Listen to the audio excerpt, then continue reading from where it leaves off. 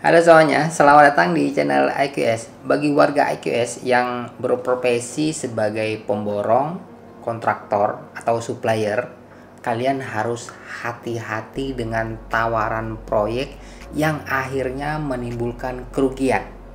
Bahkan kerugian yang sangat besar. Nah, dalam pembahasan kali ini, saya akan informasikan bagaimana sih ciri-ciri proyek yang bodong. Proyek bodong di sini saya artikan bahwa proyek yang menyebabkan pemborong, kontraktor atau supplier ini mengalami kerugian yang cukup fatal. Jadi bukan proyeknya tidak ada, proyeknya itu ada, tapi ternyata ini proyek bikin kita jadi tekor habis-habisan. Dan di akhir nanti saya juga akan beri contoh skema yang jelek ya. Skema pemilik proyek yang nggak punya modal cukup tapi bisa menyelesaikan proyek. Tentunya yang dirugikan siapa? Pemborong atau kontraktor atau supplier. Nah, kita mulai dari ciri proyek bodong yang pertama, yaitu tidak ada informasi tentang tim proyek dan proyeknya. Nah, jadi proyek bodong ini seringkali tidak memberikan informasi yang jelas tentang tim proyek dan anggota tim, apalagi informasi mengenai siapa pemilik proyeknya. Ini bisa menjadi indikasi bahwa proyek tersebut tidak memiliki sumber daya yang cukup, atau mungkin tidak ada tim pengembang yang sebenarnya. Tidak ada gambar yang jelas, tidak ada informasi tender yang jelas, lokasi proyek juga tidak bisa disurvei. Ini kalian harus hati-hati. Yang kedua, tidak ada perjanjian yang sah. Proyek bodong ini seringkali hanya sistem kepercayaan. Tidak ada perjanjian yang menunjukkan mana tanggung jawab pemborong atau kontraktor dan supplier dan mana tanggung jawab pemilik atau pemberi kerja.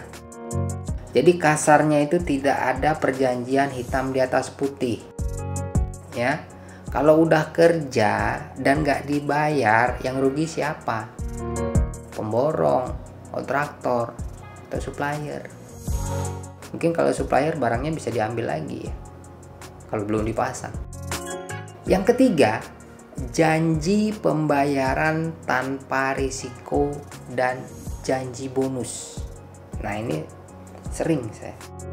Proyek bodong ini juga dapat menjanjikan pembayaran lancar atau tanpa risiko yang signifikan dan menjanjikan reward atau bonus kepada pemborong atau kontraktor. Ini dapat menjadi indikasi bahwa proyek tersebut tidak mempertimbangkan risiko yang terlibat dalam proyek, dan ini bisa menjadi proyek bodong. Karena sistem pembayaran yang benar dalam sebuah proyek itu memiliki sistem tersendiri. Ya. Seperti down payment, DP ya, term in progress. Nah, dalam pengajuan pembayaran ini juga harus melampirkan data-data pendukung yang menunjukkan bahwa benar pekerjaan tersebut dapat dilakukan pembayaran sesuai perjanjian. Kemudian yang keempat, harga agresif. Nah, ini hati-hati. Wah, harganya bagus nih. Proyek bodong ini seringkali memberikan nilai proyek mereka dengan harga yang agresif. Tenang Pak, nanti Bapak nggak akan rugi. Kita akan bayar semuanya. Kata-kata ini sering ya saya dengar. Ya.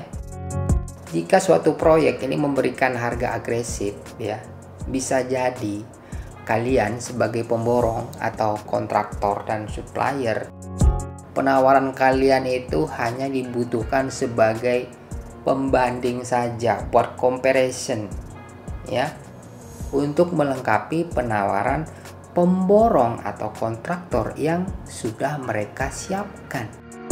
Ini bisa menjadi indikasi bahwa proyek tersebut mungkin merupakan proyek bodong. Bodong bagi kita yang hanya dipakai sebagai pembanding saja. Kemudian yang kelima, proyek mangkrak atau meneruskan proyek yang sempat berhenti. Nah, ini kalian harus hati-hati. Banyak indikasi kenapa proyek itu bisa mangkrak. Ya.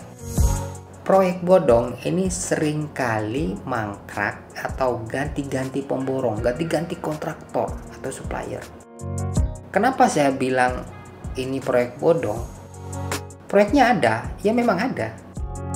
Timnya ada. Informasi proyeknya ada, jelas. Tapi pemilik proyek atau pemberi kerja ini tidak punya modal atau uang yang cukup untuk menyelesaikan proyek tersebut. Jadi skemanya ini terselubung. Gonta-ganti kontraktor, bukan mangkrak karena COVID-19 atau apalah ya. Kalau mangkrak karena COVID-19 di stop kemarin karena masa PSBB, oke lah ya. Itu masih masuk akal. Nah, ini emang benar-benar mangkrak disengaja, gonta-ganti kontraktor. Nah, di sini ya saya akan kasih contoh skema terselubung tadi, yaitu skema bangun modal minim tapi bangunan bisa jadi. Misal nih, saya pemilik proyek ya. Saya mau bangun hotel 5 lantai. Ya kan? Gambar saya udah ada lengkap ya. Tim saya lengkap. Dokumen tender udah siap. Komplit lah pokoknya. Tapi saya tidak punya modal cukup untuk bangun hotel 5 lantai ini. Sampai selesai ya. Kalau misalkan saya bangun hotel ini sampai selesai, saya harus siapkan uang total misal 100 miliar sampai selesai. Tapi saya hanya punya 50M, bahkan kurang dari 50M. Gimana caranya hotel 5 lantai ini selesai dan uang 50M saya cukup atau bahkan lebih? Nggak perlu pinjam di bank atau jaminan apa gitu, nggak perlu. Pertama ya, biasa saya adakan tender normal lah ya pada umumnya. Lalu sudah dapat itu kontraktor ya, suruh kerja. Bahkan agresif saya meminta kontraktor segera ajukan uang muka. Mana invoice down payment? Kontraktornya pasti nggak nyadar, malah mikir wah lancar nih ya pembayarannya, sampai kita yang ditagih-tagih nih invoice. Ternyata DP yang harusnya misalkan sesuai di SPK itu harusnya saya bayar 20% ya, saya hanya bayar 10%. Alasannya apa? Saya akan cari alasan yang dapat menunda pembayaran mereka. Misal saya bilang, kamu belum ngambilin banggaran sini, atau admin pelaksanaanmu time schedule apa ini belum lengkap, dan lain-lain lah. Otomatis kontraktor agree dong. Oke lah, dapat DP 10%. Mungkin nyelesain administrasi ini nggak sampai sebulan, bisa tagih lagi. Begitu kan mereka pikir. Nah, sambil lengkapi apa yang kurang ya, mereka dan saya push untuk kerja. Pokoknya kerja. Tanpa terasa kontraktor ini sudah kerja 30-40% dengan hanya mereka menerima uang down payment 10%. Harusnya 20%, saya bayar separuh. Si kontraktor nggak bodoh dong. Pasti mereka juga sudah ajukan klaim progres dan meminta sisa uang mukanya dibayarkan.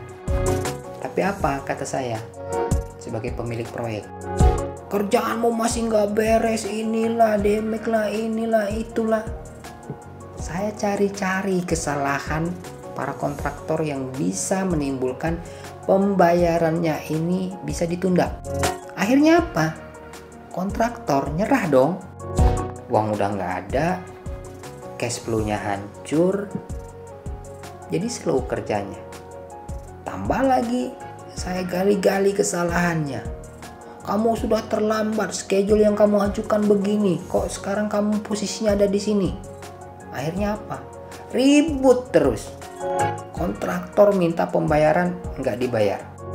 Saya pemilik proyek nuntut terus haknya dan nggak mau bayar. Alasannya kontraktor belum memenuhi kewajibannya.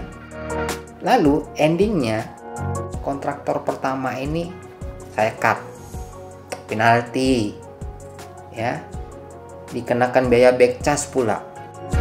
Kurang apa lagi? Udah nggak dibayar, kena penalti, kena back charge. Lalu saya pemilik proyek cari lagi kontraktor lain, tender lagi untuk meneruskan proyek yang udah progresnya 40%. Dapat lagi kan kontraktor yang kedua, sama juga sistemnya seperti yang di awal. Jadi intinya kalau kita pelajari skema ini, ya, kontraktor pertama ini progresnya 40%. Saya pemilik proyek hanya keluarkan uang 10%. Kontraktor kedua progresnya 30%. Saya pemilik proyek hanya keluarkan uang 10%. Ini total progres sudah 70% ya. Kontraktor ketiga ini progresnya 20%. Saya pemilik proyek hanya keluarkan uang 10%. Ini total progres sudah 90%. Sisa proyek yang 10% itu ya bisa saya kerjakan sendiri. Cari aja tenaga harian. Nggak perlu kontraktor kan? Sampai selesai. Selesai kan? Proyek saya kebangun kan? Jadi saya hanya keluarkan uang berapa? Bisa kita hitung ya, kontraktor 1 itu saya cuma 10%. Misalkan kontraknya 100M. Berarti saya keluar cuma 10M. Kontraktor 2 ini 10% dari misalkan 70M. Karena kan bangunannya udah 40% kan. Berarti kan kontraknya juga berkurang dong. Cuma 7M saya keluar. Kontraktor ketiga ini 10% dari misalkan 40M total kontraknya. Saya keluar cuma 4M. Sisa pekerjaan 10% kerjakan sendiri, ya kurang lebih lah saya habis 10M. Total itu saya cuma uang keluar itu 31 miliar. Untung nggak saya? Untung banget. Saya hanya punya uang 50M tadinya. Saya nggak keluarkan uang 100M untuk menyelesaikan hotel 5 lantai ini. Hanya 31M. Schedule mundur? Pasti. Ribut? Pasti. Ya bayar aja pengacara. Paling berapa tuh? Yang ribut-ribut sama kontraktor kan bukan saya. Tim proyek saya yang di lapangan. Ya toh? Saya yang jelas hotel saya udah selesai. Nah, skema ini ada ya. Jadi kalian sebagai pemborong, sebagai kontraktor harus hati-hati atas skema ini. Mending kalau ada proyek mangkrak yang kalian nggak kenal pemilik proyeknya, skip aja deh, cari proyek lain. Dan buat pengembang atau pemilik proyek yang pakai skema kayak begini, Anda belum kena batunya sekarang ya. Tapi pernah nggak kalian ya, kalau nggak dibayar itu kalian bongkar lagi? Se-ekstrim itu nggak kalian? Coba komen di kolom komentar. Jadi teman-teman pemborong, kontraktor ya, nggak ada cara mudah mendapatkan proyek lalu profit. Itu nggak mudah. Kalaupun ada, bisa dihitung dengan jari lah ya. Selalu waspada ya dengan skema-skema yang nggak jelas dalam proyek konstruksi. Silakan tulis di kolom komentar jika ada pertanyaan, dan silakan bagikan juga pengalaman proyek kalian. Mungkin pernah mengalami atau mendapati ikut proyek bodong ya. Jangan lupa bantu share jika informasi ini bermanfaat, like jika kalian suka video ini, dan dislike jika kalian kurang suka. Saya Nguralit, sampai jumpa di video selanjutnya. Salam QS.